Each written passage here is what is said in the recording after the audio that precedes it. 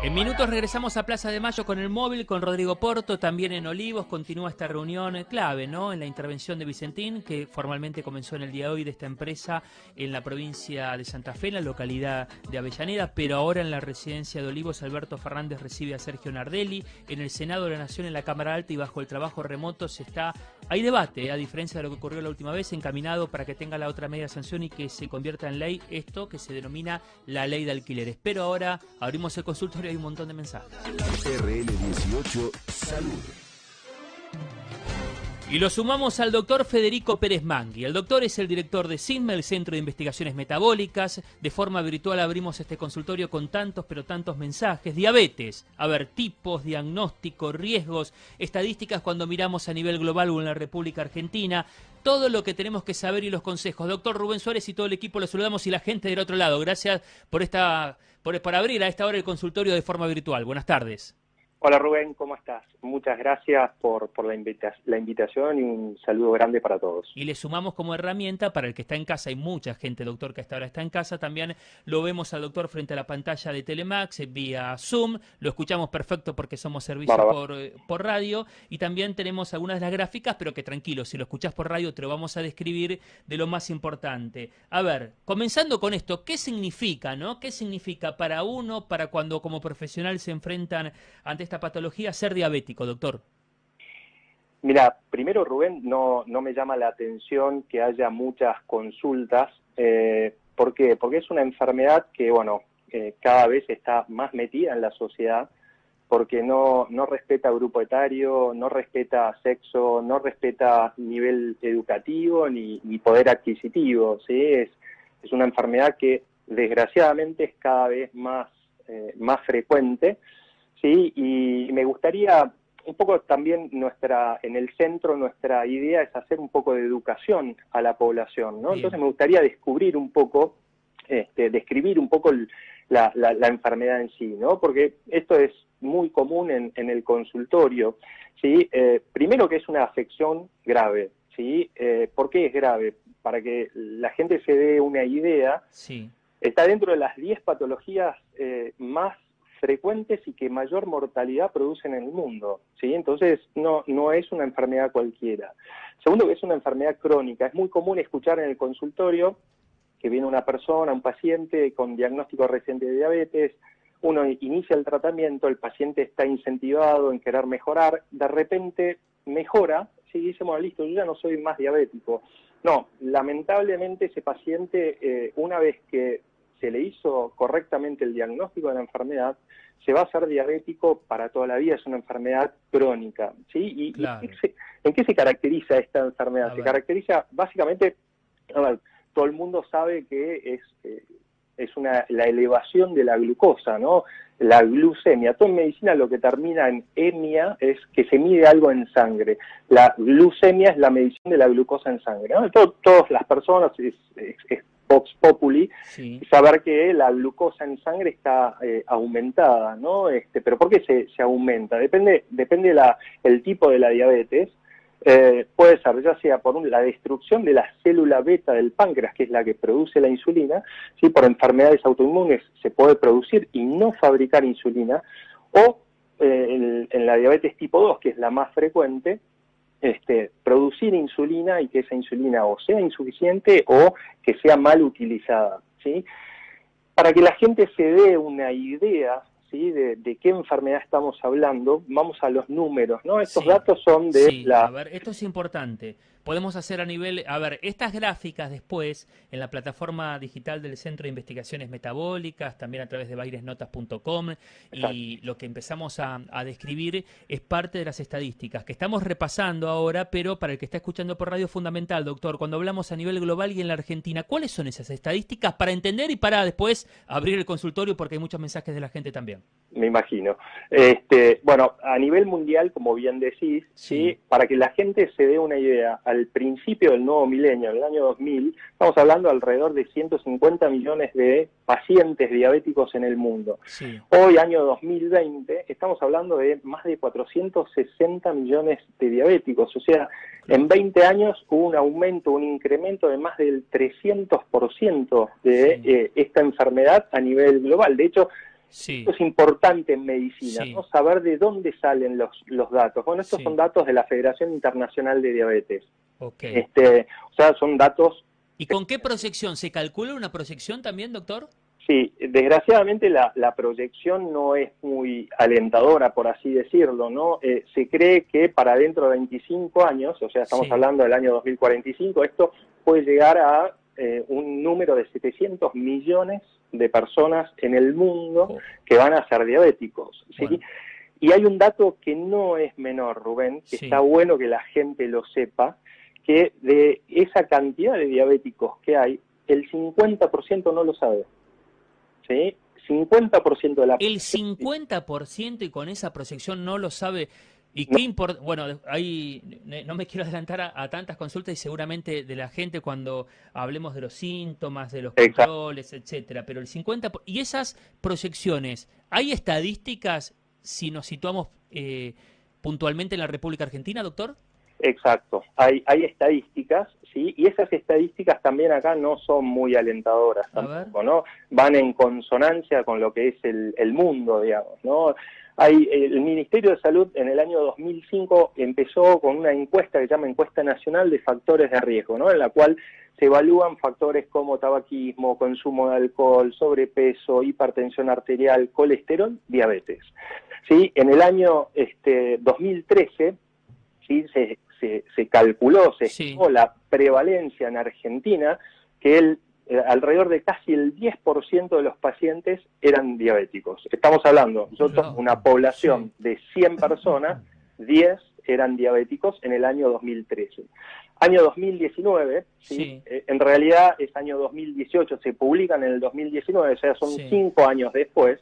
Estamos hablando de que hubo un incremento de más del 30%, porque es de alrededor del 13%. O sea, va en consonancia con los números a nivel mundial. ¿Y por qué es importante esto? Y estos datos son importantes para que la gente entienda cuál es la gravedad de esta enfermedad. En Argentina, ¿sí? Por ejemplo, la diabetes es la causa número 1 de ingreso a diálisis, ¿sí? Pacientes que tienen un deterioro tan grande a nivel renal, ¿sí? Que dependen de una máquina que cada 2 o 3 veces por semana tienen que ir a dializar, a retirar, sacar las impurezas de su organismo a través de esa máquina.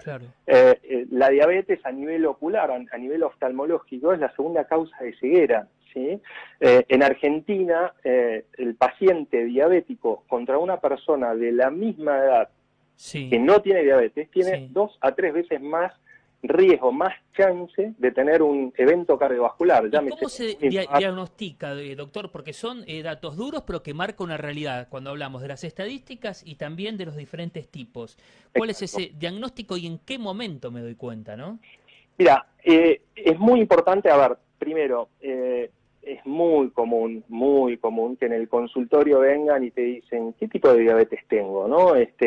Bueno, si yo tomo la población total de diabéticos, de cada 10 diabéticos, 9 van a ser diabéticos tipo 2, que son los más frecuentes, que son, si bien antes se creía que tenías que ser familiar de un diabético, hoy en día se sigue viendo familias de diabéticos, como por ejemplo la mía, pero además decían, se empezó a estudiar estudios epidemiológicos a gran escala, pues no se entendía por qué está aumentando tanto la diabetes, ¿no? Y no es solo la genética, sino en medicina se habla de lo que es la epigenética, todo lo que rodea a los genes, que es el medio ambiente, ¿sí? Básicamente un paciente que tiene mala alimentación, inactividad física, estrés, etcétera, ¿predispone a qué? Predispone a la obesidad.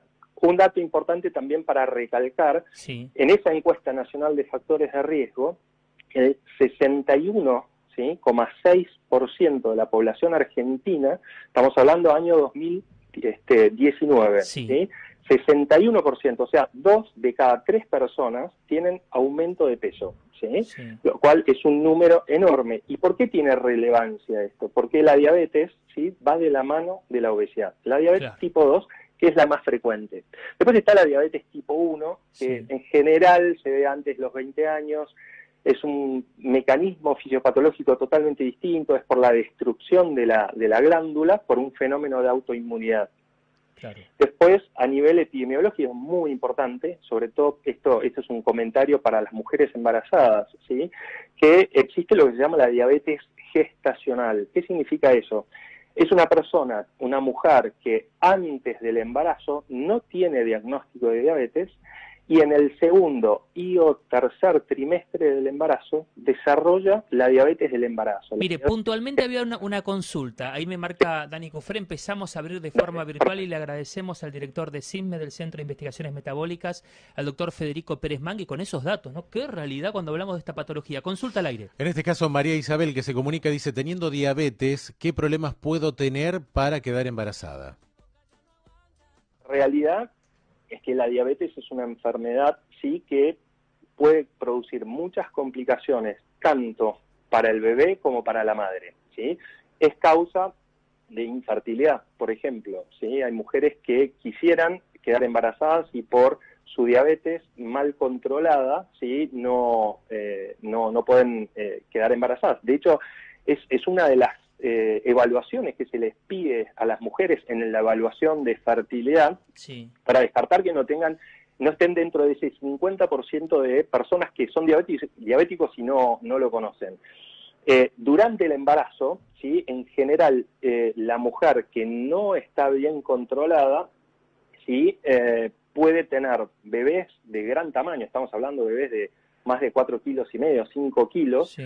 que pueden producir mortalidad infantil e incluso mortalidad de la madre, ¿no?, con complicaciones, etcétera. O sea,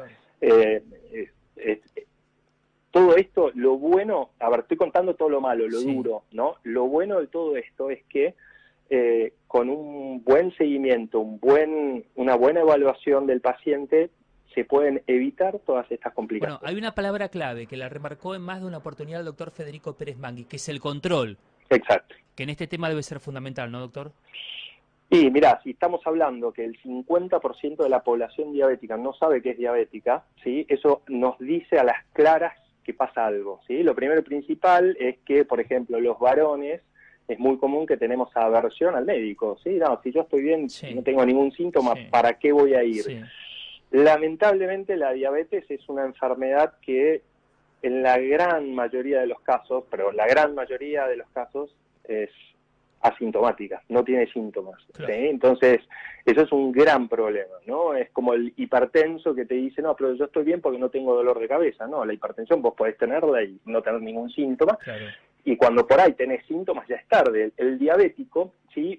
A ver, si una persona hoy está viendo, está escuchando acá en la radio Sí. y quiere decir, bueno, ¿cómo sé si tengo o no tengo diabetes? Bueno, primero, si no tenés síntomas, no te excluye de la posibilidad de tenerlo. Bien. ¿Sí? Y ahora vamos a... Esto me parece va a Sí. ser importante Sí. que lo aclare y después ustedes por ahí lo suban a la web para que a la Perfecto. gente le quede cuáles son los criterios por los cuales tengo que ir yo a buscar la enfermedad o no.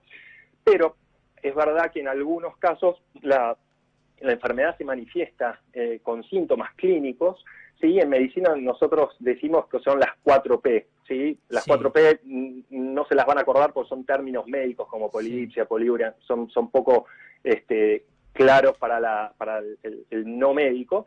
Entonces, pero para que el paciente lo sepa, es que es un paciente que orina excesivamente, ¿sí? Que orina, no sé, 4, 5, 6 litros de orina por día, Sí. que tiene una sed desesperante, ¿sí? Que toma tanta cantidad de líquido como orina pierde, ¿sí? Que tiene muchísimo apetito, un apetito voraz que es totalmente anormal, por así decirlo, y a pesar de eso pierde peso, ¿sí? Esos son los 4 síntomas cardinales. Hay otros síntomas que se pueden asociar, por ejemplo, el decaimiento, etcétera, pero bueno, a ver, ojo, no concurran masivamente a los consultorios y decir, oh, yo orino mucho, no, pará, hay Claro. que evaluar al paciente, porque pará, qué sé yo, en esta época de invierno, con el frío, uno con la hormona antidiurética tiene más chances de ir a hacer más pis, Sí, ¿no? Hay que sí. ponerlo en un contexto clínico, ¿no? Bien. Bueno, Doctor, justamente, consultas, a ver. justamente un Sí. mensaje que llegaba desde una localidad de Misiones, en este caso José, que tiene 65 años,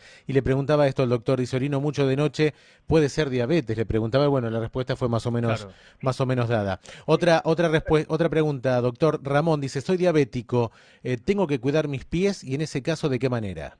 Bien, perfecto. Es una excelente pregunta, porque es una de las complicaciones que el diabético puede tener. Y acá no importa si es diabético tipo 1, si es diabético tipo 2, lo puede tener cualquier tipo de diabetes, que es el de la patología que se llama pie diabético. ¿Sí? Sí. La patología del pie diabético es una patología en la cual el paciente puede tener alteración vascular del flujo, la llegada de sangre, ¿sí?, a los pies, o puede tener una alteración de los nervios, un paciente que por ahí pierde la sensibilidad en los pies, o que tenga alguna alteración, por ejemplo, qué sé yo, no sé, un hallux valgus, ¿no?, el juanete.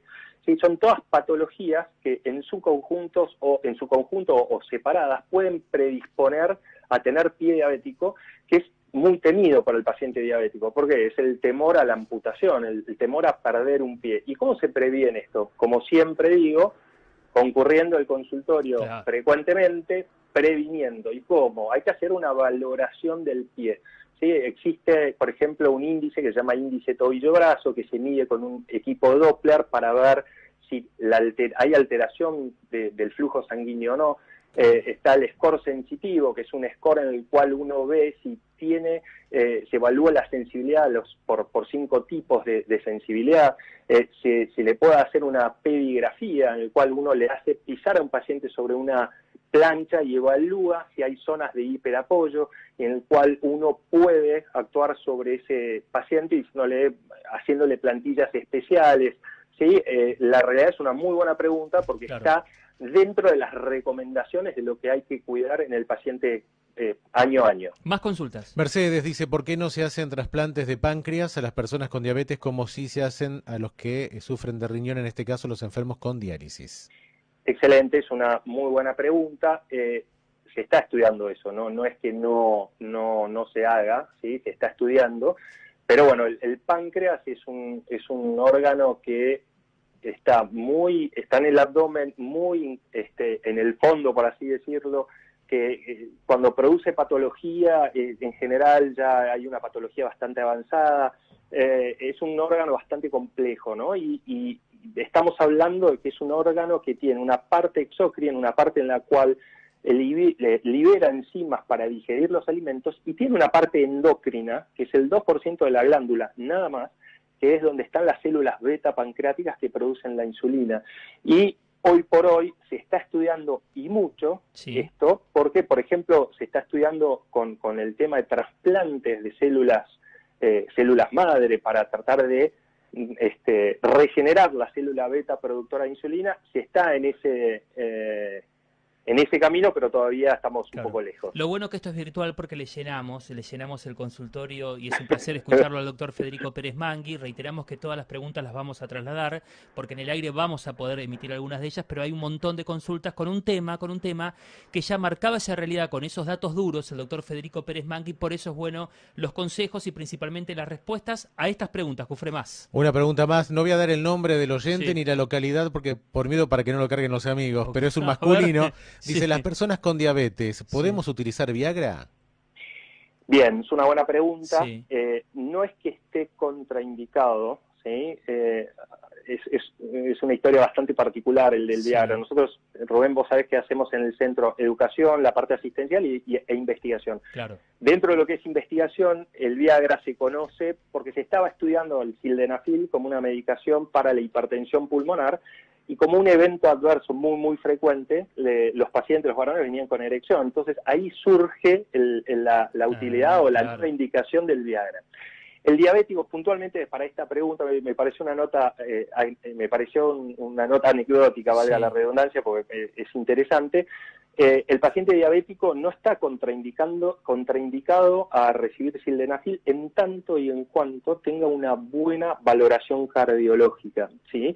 Porque es una droga que puede producir vasoconstricción, que es que las arterias, ¿sí?, se contraen, y si ese paciente tiene enfermedad coronaria le puede producir un infarto, ¿sí?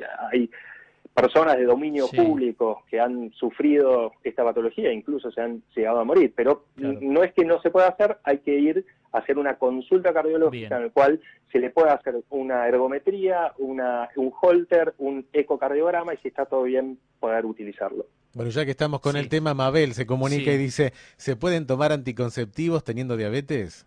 Sí, se puede tomar.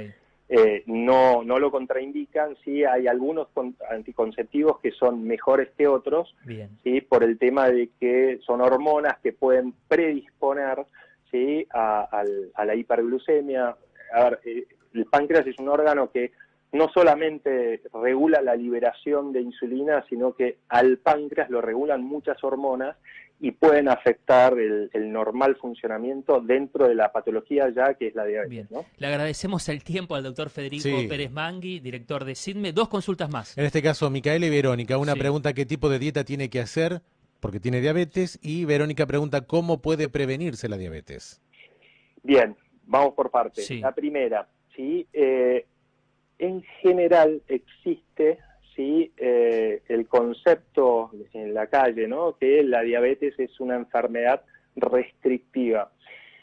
Y en cuanto a la alimentación, ¿no? Y cada vez que vienen las personas al consultorio, los atendemos con las nutricionistas del centro, se van sorprendidos, ¿no? Porque si bien es cierto en parte, ¿sí?, que está prohibido el alimento que contiene azúcar, por ejemplo, el azúcar refinado, las tortas, los helados, las gaseosas azucaradas, ¿sí?, cuando uno saca esos alimentos, la realidad es que la alimentación es súper completa, ¿sí? Tiene que, a ver, yo sí les digo, este es un ejercicio que hago bastante en el consultorio y les pregunto a los pacientes, si yo te doy, por ejemplo, un helado, vos siendo diabético, ¿lo tomás? Y todos te dicen, no, de ninguna manera. ¿Por qué no lo tomás? Porque tiene mucho azúcar. Exacto, perfecto. Y les digo, vos sabés que si no comés, te hace tanto mal como tomarte un helado y se quedan helados, ¿no? Porque el primer tratamiento de la enfermedad es respetar las comidas, ¿sí? Respetar las 4 comidas, el desayuno, el almuerzo, la merienda y la cena. Es verdad que nosotros a los pacientes les ponemos un semáforo rojo, les decimos los alimentos que son prohibidos, todo lo que te contenga azúcar, ¿sí? Verde, alimentos sanos. De hecho, nosotros no le decimos dieta, es una alimentación saludable, ¿no? Carnes blancas, carnes rojas, vegetales, ¿sí? Y hay dentro de lo que es el semáforo, la parte de la luz amarilla, algunos alimentos que no están prohibidos, pero que el paciente los tiene que restringir un poco. Por ejemplo, la papa, el pan, los fideos, las pastas, etc. Entonces, pero bueno, esto es muy general lo que estoy diciendo. Cada paciente es un mundo, ¿sí? Hay que evaluarlo a cada paciente con todas las patologías que conlleva la diabetes, y hay que hacer un plan alimentario. Y no solo plan alimentario, es muy, pero muy importante el tema de la actividad física, ¿sí? No es lo mismo tratar a un paciente diabético, ¿sí?, nutricionalmente, que tratarlo nutricionalmente y con actividad física. Se van a llevar una sorpresa de cómo mejoran los pacientes cuando combinan estas dos cosas. Bueno, última consulta de la gente. Una más, dice, ¿qué papel juega la cirugía metabólica o la bariátrica en este caso en el tratamiento de la diabetes? Doctor. Perdón, había una pregunta antes que no la contesté. Tiene razón, perdón. Me hicieron 2 preguntas y no me acuerdo cuál era la segunda, después les contesto esta si quieren. Dale, la segunda era qué dieta tenía que hacer en el caso de tener diabetes. No, esa era la primera. La segunda, ¿cómo se puede prevenir la diabetes? Prevenir, la prevención, pero bueno, que lo marcamos. Exacto, bueno, era un poco lo que yo quería comentar, ¿no? Porque estas gráficas me interesan que la gente las tenga, las pueda consultar, ¿no? A ver, ¿yo cómo sé si soy diabético? ¿Cómo puedo, cada cuánto me tengo que controlar? Bueno, básicamente es muy fácil. Todo paciente que tenga sobrepeso, ¿sí?, más un factor de riesgo asociado, tiene que controlarse al menos una vez cada 3 años, ¿sí?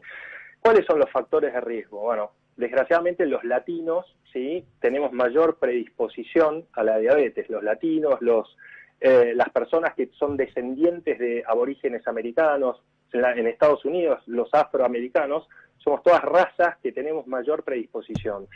Haber tenido un familiar en primer grado, por ejemplo, un hermano, papá o mamá, ¿sí?, eso me pone en situación de riesgo y hace que yo me tenga que controlar por lo menos cada 3 años. Si yo tengo o tuve una enfermedad cardiovascular, un infarto, una ACV, un aneurisma de aorta, tengo que ir a estudiar y a descartar a ver si tengo diabetes, porque hay mucha asociación entre estas patologías. El hecho de tener solamente hipertensión arterial me hace que cada 3 años me tenga que ir a controlar, ¿sí? El paciente que tiene sobrepeso y además tiene sedentario, como decíamos recién, también cada 3 años se tiene que controlar. Bien. Ahora que la gente, estas gráficas las vamos a dejar para que las puedan consultar después, ¿no? Pero, por ejemplo, también un paciente que, por ejemplo, una paciente, hablábamos antes de la diabetes gestacional, la diabetes que se produce en la gestación, en el segundo o tercer trimestre del embarazo. Esa mujer que tuvo diabetes gestacional tiene un 50% de desarrollar la diabetes en algún momento de la vida, entonces se tiene que controlar cada 3 años. Claro. Pacientes sanos con sobrepeso también se tienen que controlar. Una persona que tiene 45 años o más, ¿sí?, se tiene que controlar también. Todas estas patologías cada 3 años. Bien. Ahora, un paciente que tiene prediabetes, yo no llegué a explicar este concepto, ¿sí? Si yo le pregunto a la población cuál es el punto de corte para decir que yo tengo el valor de azúcar normal en la sangre, menos de 100 me habla de normalidad, ¿sí? Si yo a un diabético, a una persona le digo cuál es el punto de corte en el cual me convierto en diabetes, 126 o más, ¿sí?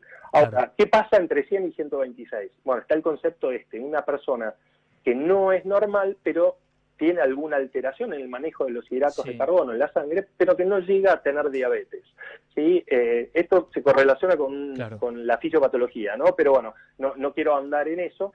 Y este paciente tiene muchas chances de desarrollar la diabetes en algún momento de la vida. Por eso ese paciente todos los años tendría que hacer una consulta y un análisis de glucosa en sangre, una glucemia, para ver que no se haya convertido en un paciente diabético. Doctor, le agradecemos todos estos consejos, los datos. Miren, la jornada donde se conoce el último parte del Ministerio de Salud de la Nación, 1.386 casos positivos, es otra vez récord de COVID-19, 30 muertes en las últimas 24 horas, y justo hablando de diabetes debe ser un grupo de riesgo, ¿no?, considerando lo que se vive en esta pandemia. Rubén, excelente punto. Cuando empezaste a decir los datos, yo estuve escuchando los datos que pasaron del día de hoy. Sí, la diabetes es un factor de riesgo muy importante, ¿sí? De hecho, muchos pacientes diabéticos han fallecido, ¿no? Pero bueno, el dato importante para los pacientes diabéticos es que ¿quién se murió dentro de los diabéticos? El paciente estaba mal controlado. Claro. ¿Sí? Entonces, por esto es importante el control médico periódico, ¿sí? Y un mensaje esperanzador que me gustaría darle a la gente, ¿no? Si muchas veces en el consultorio la gente viene y me pregunta, doctor, ¿la diabetes tiene cura? No, hoy la ciencia ha avanzado un montón, pero hoy no tiene. Dentro de unos años, Dios quiera que sí, pero lo bueno es que yo les digo a los pacientes que hay un montón de pacientes que están en la calle, ¿sí?, que cumplen con las medidas dietéticas, que toman la medicación, que hacen controles periódicos, que no tuvieron nunca ni van a tener complicaciones por ser adherentes al tratamiento. Y ese es el mensaje importante para la gente, ¿sí? Si yo hago las cosas bien, concurro a los controles, tomo la medicación, me cuido con la alimentación, me tiene que ir bien. Doctor, muy claro, y la cantidad de mensajes también seguramente, más allá de que se escucha, pero esto hay que remarcarlo y agradecer al oyente, es porque seguramente muchos de ellos no están yendo al médico ahora y tienen esta oportunidad de forma virtual, un consultorio, y escuchar a los especialistas como es el doctor Federico Pérez Mangui, que le agradecemos por los consejos, por los datos y por la información, doctor. Gracias como siempre. Muchísimas gracias. Un abrazo grande. El doctor Federico Pérez Mangui, director de CISME, el Centro de Investigaciones Metabólicas. De eso se trata la radio también, ¿no? De servicio en plena pandemia, en pleno COVID-19, con 1.386 casos positivos, récord en la República Argentina, con 30 muertes en 24 horas. Por eso hablar de otras enfermedades, de otras patologías, con este servicio, escuchando especialistas, ¿no? Escuchando a referentes de la medicina, en este caso, sobre diabetes, como lo hizo el doctor Federico Pérez Mangui. Nos vamos a la pausa y continuamos en los últimos minutos de RL18. RL18, hasta las 8 de la noche, en Radio Latina. En Radio Latina. Títulos.